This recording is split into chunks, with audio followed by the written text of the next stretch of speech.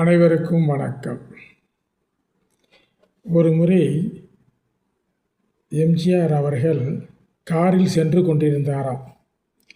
அப்பொழுது ஒரு மூதாட்டியும் ஒரு சிறு பெண்ணும் வெறுங்காலுடன் புல்லுக்கட்டையை தூக்கி கொண்டு வெயிலில் ஓடி ஓடி ஓடி சென்று மரத்தின் நிழலில் நின்றார்கள்.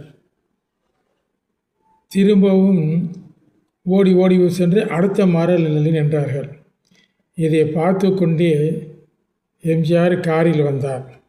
எம்ஜிஆருடன் ஜானகி அம்மாரும் வளர்ப்பு மகள் சுதாவும் இருந்தார்கள்.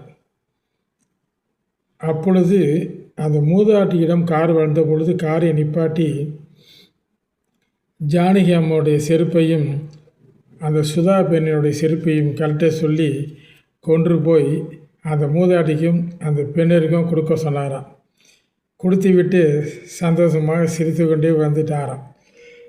அப்பொழுது ஒரு 5 நிமிடம் கழித்து கார் அந்த மூதாட்டியை கடந்து செல்லும் பொழுது அந்த மூதாட்டி பார்த்தாராம். பார்த்து விட்டு சந்தோஷமாக சிரித்தாராம். எம்ஜிஆர் டாட்டா காட்டி கொண்டு வந்து விட்டாராம்.